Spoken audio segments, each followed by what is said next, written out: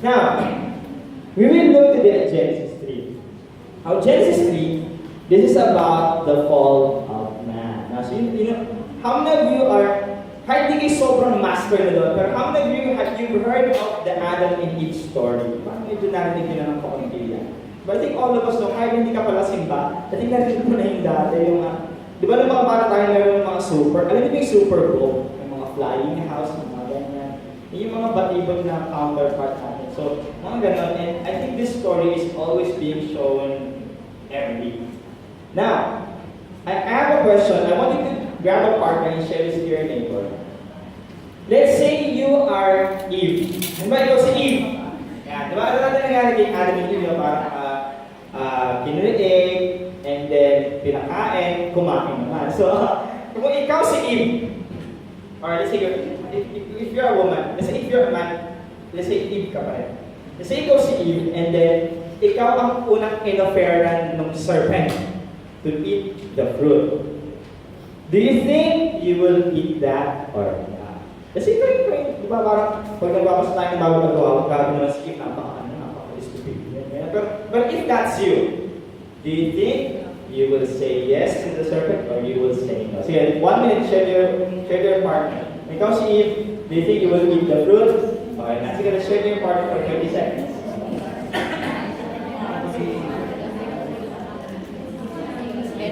So, meron kayong kakain, meron kayong hindi kakain, meron kayong magpapatigas, ganyan.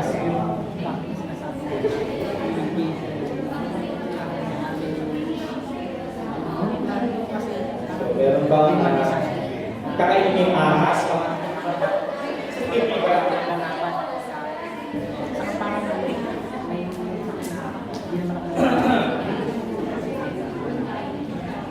Okay, so 10, 9, 8, 3, 2, 1. Okay. Now, how many of you said na feeling ko hindi ko siya kakainin? Okay, so you said hindi ko siya kakainin. Since tingin nyo, naku, hindi ko kakainin ko yun. Okay. Since tingin nyo na, kaya kami tanong ko hindi ikalas ng kamay nyo. So anyway, but some of you, I think majority says, can you see that again? So how many of you would say na, I think hindi ko kakainin? Sino yung I think kakainin ko? Sino sa tingin nyo? Okay. Kakainin yung ahas. Okay, so I think marami na hindi mo kakainin. Okay, so that's an amazing thing. Now, before we go to the word, let me give you a background of what we've been doing for the past few weeks. So, we're looking at the book of Genesis. Sabi natin, traditionally, the book of Genesis is written, we believe that it is written by Moses. Si Moses yung nagsulat ng Genesis. But, I think it is safe to say na, not all, including Genesis and then Exodus, first five books of the Bible, Genesis, Exodus, Leviticus, Numbers, and Deuteronomy. Now, but we can say that not all of them is written by, maybe not written by Moses. Kasi meron part of Exodus that says that Moses died. So how can Moses write about his death? So maybe some of them are not really written by him, but I think most of them is written by Moses. And most of it, nung nireveal ni God yun kay Moses, sinare niya sa mga Israelites. Yun yung mga audience. The audience of Moses at that time were the Israelites. Kumbaga, nung nireveal ni God kay Moses yung creation story, most likely it is revealed during this time when they were in the wilderness. Familiar with the Moses story, they were in Egypt, and then they rescued sila ni God, and then they were in the wilderness walking until they reached the promised land. Ngayon, ito yung audience na, and then, I want you to remember this in your mind. I will remember this later. Na Moses was the writer, and then the audience were the Israelites in the wilderness. So, and we said noong isang linggo that the main message of the book of Genesis is that God has a plan to restore mankind and bring them back to His garden. The book of Genesis, ang gitna niya, Genesis 12, ito yung sinabi ni God kay Abraham na, through your family, all the nations will be blessed. And you will be blessed and all the nations will be blessed through you. So ito yung main message ng the book of Genesis. Yung Genesis 1, we talked about a few weeks ago, parang we realized that, okay, God wants me to rule the world, but God wants me to rule over me first. Yun ang nag-usapan natin in Genesis 1. Genesis 2, nung isang linggo, we talked about the theology of work, na parang God called us to work for the purpose of serving and preserving. Remember last week, we work to serve and to preserve. Inaral natin nung isang linggo. And we ended in Genesis chapter 2, verses 16 to 17. Anong sabi sa passage na ito, where we ended last week? Sabi doon sa verse 16, and the Lord God commanded the man. Sabi doon, you are free to eat from any tree in the garden, but you must not eat from the tree of the knowledge of good and evil, for when you eat from it, you will certainly die. So ito yung message ni God kay Adam and Eve at verse 16. Kay Adam and Eve, nung kinirate na sila, diniligan sila ng mandate. So you are free to eat anything, except for that one tree. The tree of the knowledge of good and evil, for when you eat from it, you will certainly die. Okay, now, we read Genesis 3. So the question now is, ano kaya yung gustong gawin ni God, gusto ni God na gawin ko in response of Genesis 3? As we read Genesis 3, what is it that God wants me to do in response or in light of Genesis 3? So today, we will look at Genesis 3 in detail. Okay? Are you ready to do that? Genesis 3? So first, let's look at verse 1. Genesis 3 verse 1 says, now, so ito na yung, hindi natapos na lahat. Natapos na lahat ng creation, God blessed them. And then, at Genesis 3, medyo dinetail yung creation of man. Verse 1 says, now, the serpent was more crafty than any of the wild animals the Lord God had made. He said to the woman, did God really say, you must not eat from any tree in the garden? So ito na yung after ng mandate, and then si serpent biglang lumabas. So the first character in this narrative is the serpent. Now, the Bible did not really say where did this serpent come from, or ito ba yung kinalated God, ito ba yung tumutang lang kung bigla, or where does it come from? We can only assume, but the Bible was silent kung saan ba siya talaga galing. But we have to understand, na itong serpent na ito, the serpent is like a representative of anyone who wants to undermine the authority of God. Yung gustong i-devaluate o gustong i-invalue ang authority ng Panginoon. So that's what the serpent is representing. And somewhere in the garden, nakita itong si Eve at saka si serpent. Siguro si Eve ay mamasyal, siguro tumitingin ng mga fruits, ganyan. And then the serpent just came out. And sinabi sa kanya ito, did God really say? So the first thing that the serpent wanted to do was to question the commandment of God. Kaya sabi ng serpent, did God really say? He wants to question. He's questioning, sinabi po talaga ni God, did God really say that to you? And the serpent was wise. Kasi I think what the serpent wants to do is to test. Alam kaya talaga ni Eve yung sinabi ni God? Was it clear to her? Was it clear to Eve? Did she understand what God had commanded to Adam? Naintindihan kaya ni Eve. That's why he's asking this. The serpent says, did God really say that you must not eat from any tree in the garden? Now look at the question. Did God really say you must not eat from any tree in the garden? If you are not familiar with Genesis 2, you might think, ay, paano nga yung sinabi nila? But ito ba talaga sabi ni God? Is this really the one that God told Eve? And tingnan natin, Genesis 2:6-7, balikan natin yung commandment ni God. Sabi ni God kay Adam, you are free to eat from any tree in the garden, but you must not eat from the tree of the knowledge of good and evil, for when you eat from it, you will certainly die. Sabi ni Satan, did God really say that you must not eat from any tree? Hindi ka pwede kumain ng kahit na ano, hindi ba sinabi ni God? But God said, you are free to eat. Kainin mo lahat, wag lang yung isa. But do you see how the serpent framed his question? Na parang ay, oo nga, parang yun yung sinabi ni God, but actually, he changed it a little bit to appear that it is true. So, the serpent is testing Eve. Tama kaya ang pagkakain ko dito? So, the serpent said that God really say we must not eat from any tree. But God really say, you are free to eat. You just not eat one. Isa lang. And then, ano yung response ni Eve? What did Eve say? In verse 2, sabi ni Eve dito, the woman said to the serpent, well, we may eat fruit from the trees in the garden. So, I guess si Eve na, pwede daw naman. We can eat from any tree. But, God did say, you must not eat fruit from the tree that is in the middle of the garden, and you must not touch it, or you will die. Did you notice something?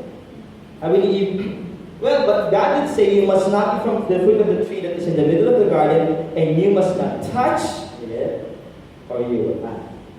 Again, the serpent wanted to test, tama kaya pagkakaintindi ni Eve? Did Eve really get what God commanded them to do?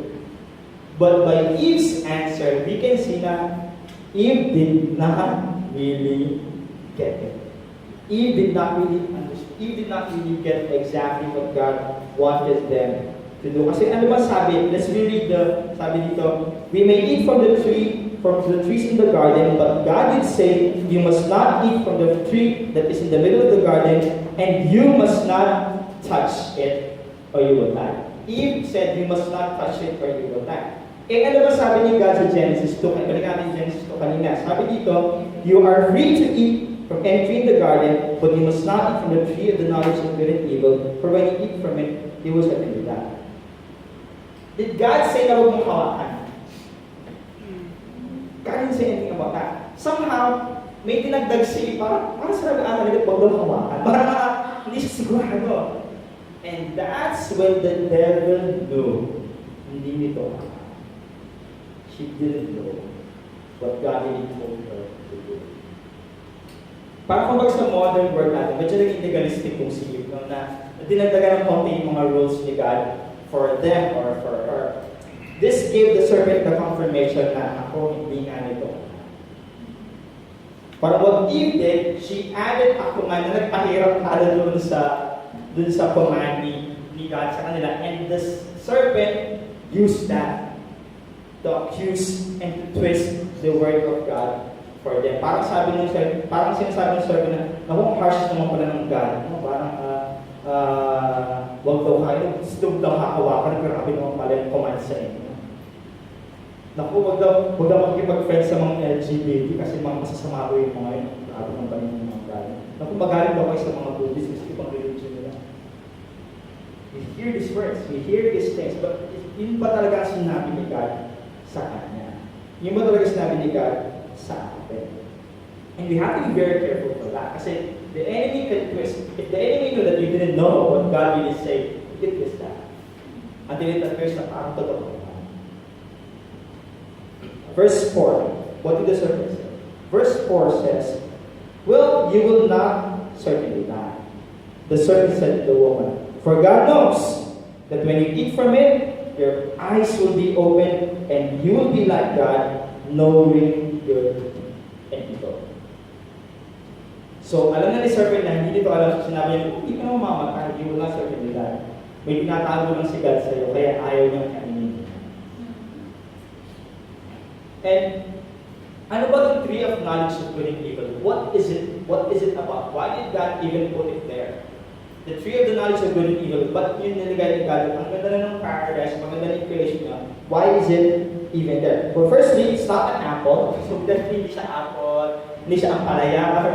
Ahasan ampalaya siya. Hindi siya ampalaya. We don't know what that is. We don't know what really the fruit of the... Is this a vegetable? We don't know. But it says it's the fruit of the knowledge of good and evil. But one thing we know, that this tree of the knowledge of good and evil, it represents trust.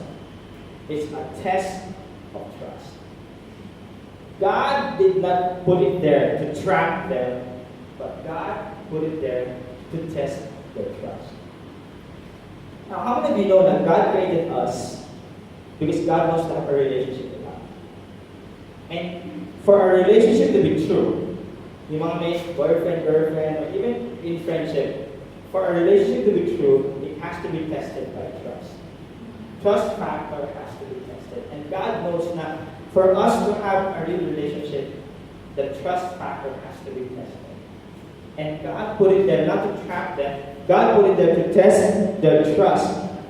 Can you trust me that if I say it's bad, it's bad? If I say it's good, it's good. Now, balikan natin yung creation story. In the creation story, for the 6 days, God was pronouncing the creation as good. Day 1, it is good. Day 2, it is good. Day 3, it is good. Until day 6, it is very good. Now, God is telling Adam and Eve, can you trust me? Can you trust my definition of what is good? Can you trust my definition of what is bad? Na kahit gusto mo siya, but if I say it's bad, can you trust me na hindi maganda yan? Na kahit ayaw mo ito, but if I say this is good, can you trust me that this one is good for you? And that is a test for them. Can you trust me that what I want for you is good?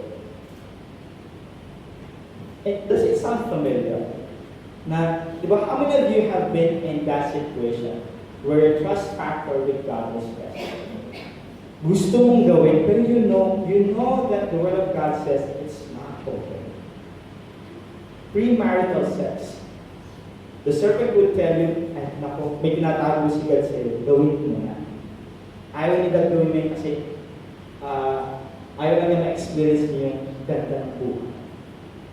Ay, wrong relationship, okay lang yan. Lahat naman ginagawa niyo. Yung neighbor mo, ginagawa, okay naman ang buhay. Gawin mo na.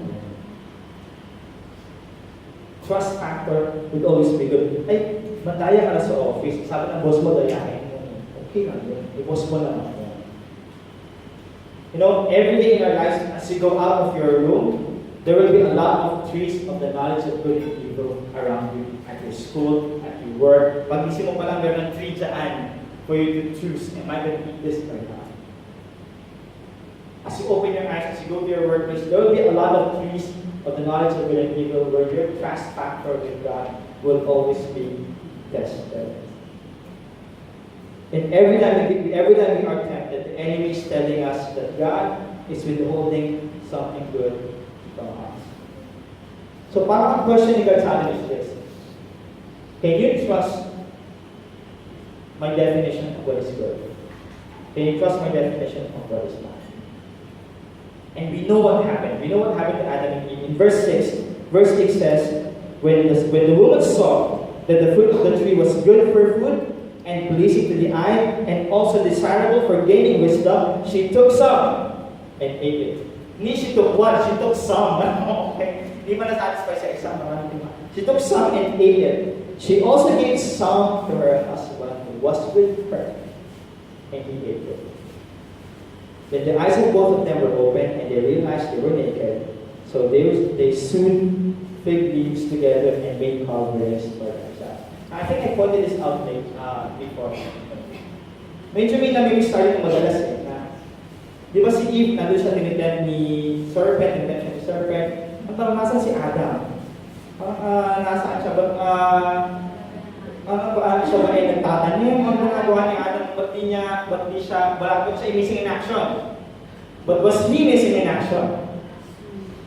Sabi sa verse 6 says, when the woman saw that the fruit of the tree was good for food and pleasing to the eye, and also desirable for wisdom, she took some and ate it. She also gave some to her husband who was with her. So Adam was there. All the while, Adam was there. While Eve was being tempted by the serpent, Adam was there. I don't know, was he watching? Was he, kumamatay kaya talaga ito pag kinain siya? Titig na naman hindi namatay, pwede naman ba? So I don't know. But Adam was there. From that time on, the partnership was already broken. There should be a partnership, but Adam did not do his part. So what's the point of this part of the narrative? Number one, God wants us to know the Word. You have to know what the Word of God is saying. Not just read, but you have to know what God is really saying. Ano ba talaga sinabi ni God? Sinabi ni God na huwag kong hawakan. Ano ba sabi ni God, mamatay daw ba ako? Hindi ba akong mamatay? Is this a trust factor? What is the Word of God is saying?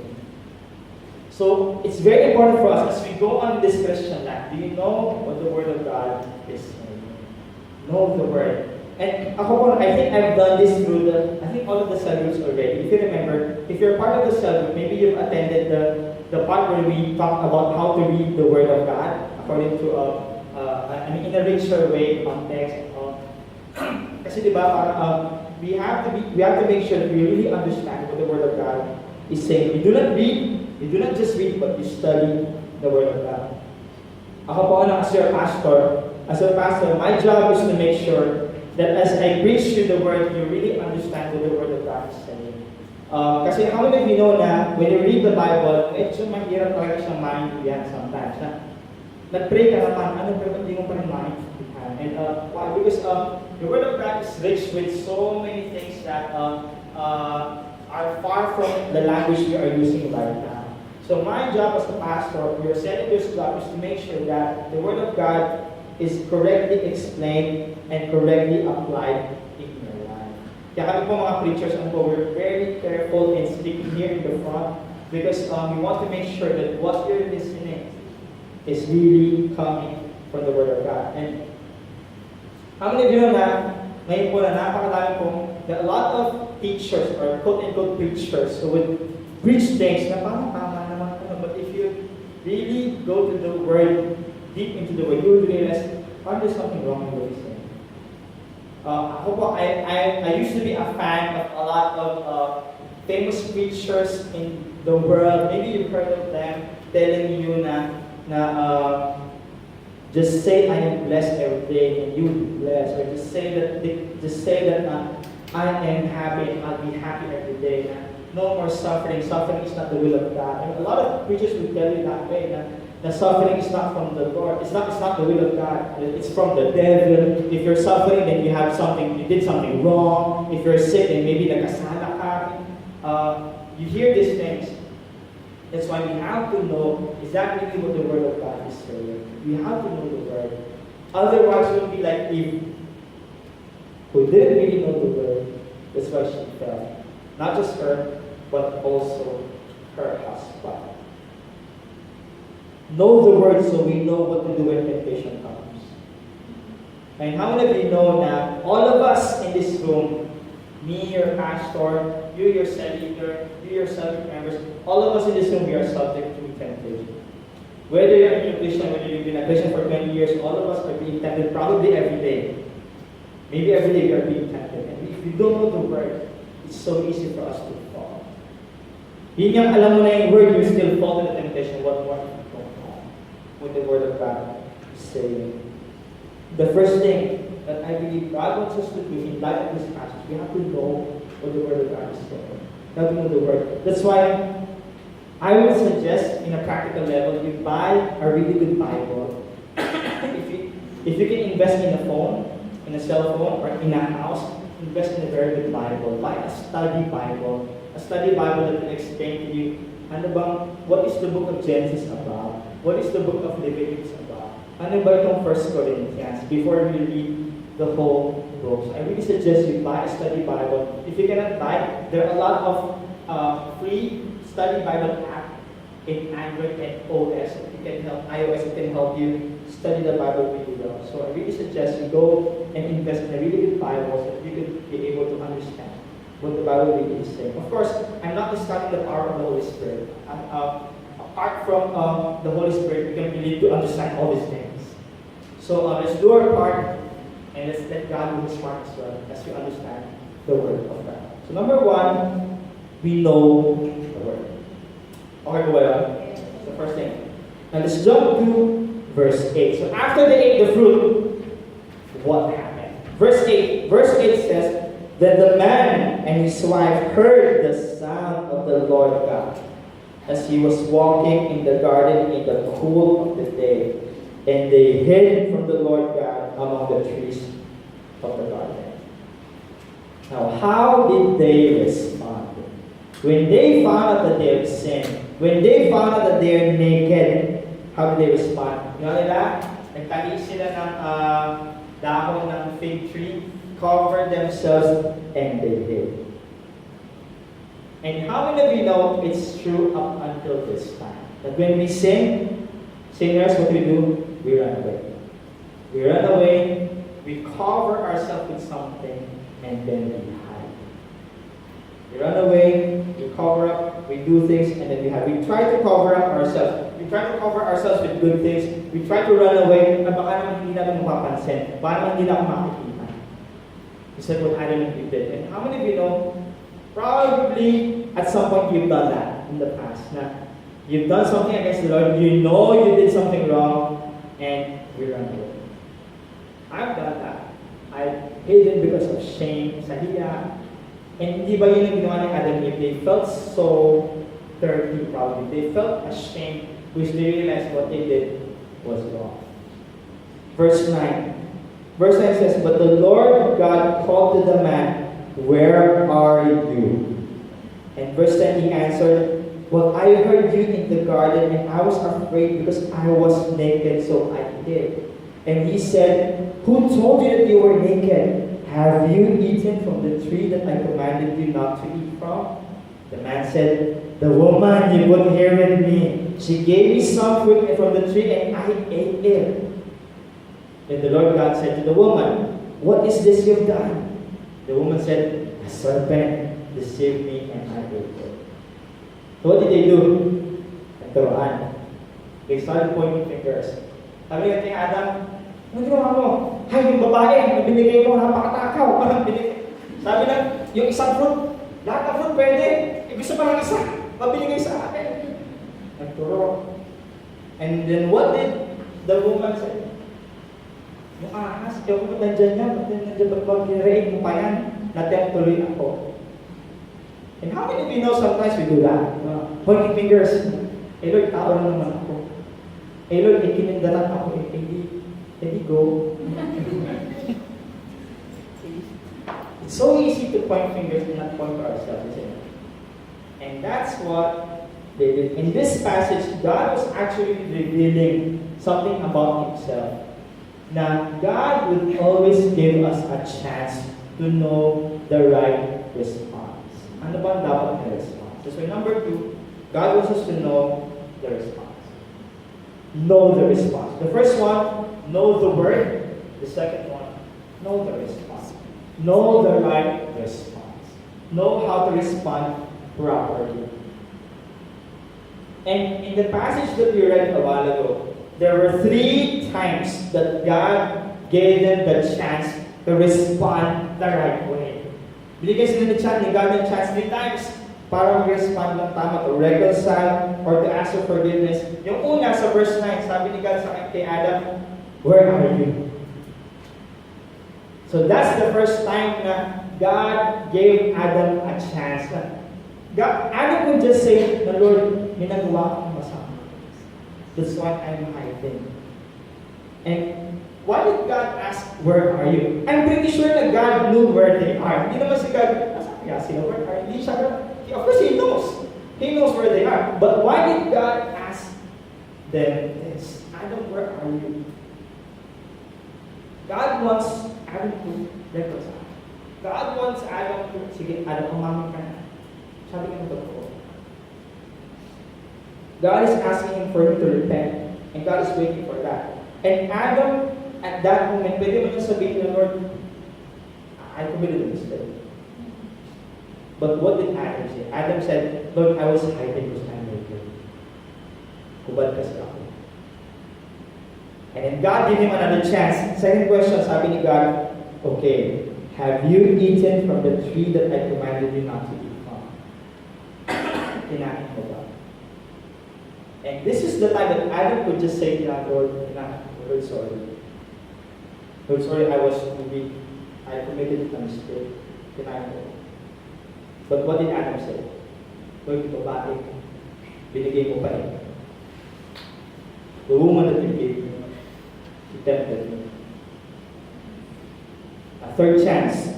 The third chance that God gave them a chance to repent was in verse 13. God asked Eve, "What is this you've done?" Anong ginawa? And Eve could just have said, "Lord, sorry.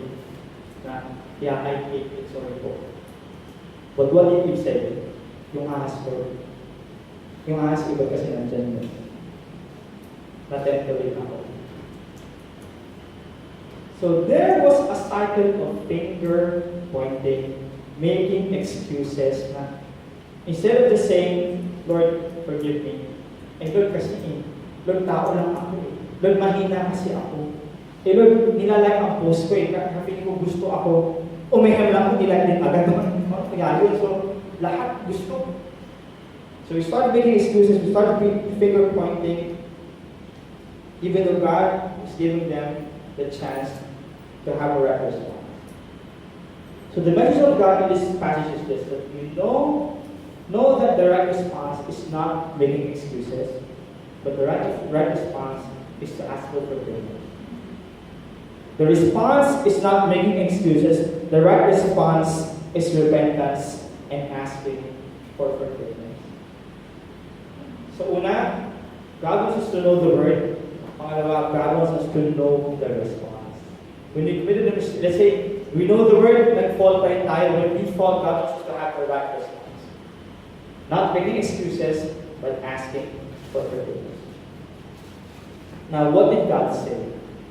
What did God say after they make excuses? Verse 14. Verse 14 says, so the Lord God said to the serpent. So, diba, tinuro si serpent? So, punta si God kay serpent. Boy, serpent.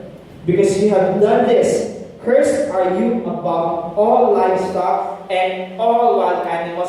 You will crawl on your belly and you will eat dust all the days of your life. Now, I don't know, naglalakad ba yung serpent before? I don't know, pero sabi ni God, from now on you will crawl. You will crawl on your belly and you will eat dust all the days of your life. And I will put enmity between you and the woman and between your offspring and hers. He will crush your head and he will strike his heel. The woman, he said, I will make your pains in childbearing very severe. With painful labor, you will give birth to children. Your desire will be for your husband, and he will rule over you. Verse 17, to Adam, he said, because you listened to your wife and ate fruit from the tree about which I commanded you, you must not eat from it. Cursed is the ground because of you. Though through painful toil, you will eat food from it all the days of your life. It will produce thorns, it will produce thistles for you, and you will eat the plants of the field. By the sweat of your brow, you will eat your food until you return to the ground. Since from it you were taken, from dust you are, and to dust you will return. So God pronounced punishments to the sin, punishments for the sin that was committed. Now, this passage we read a while ago, there are a lot of eschatological messages in this, which we will not look at this time. But what I want you to understand is that the Lord responded first by punishing the serpent. Punishing the serpent's sin, punishing Eve's sin, and punishing Adam's sin. But from verse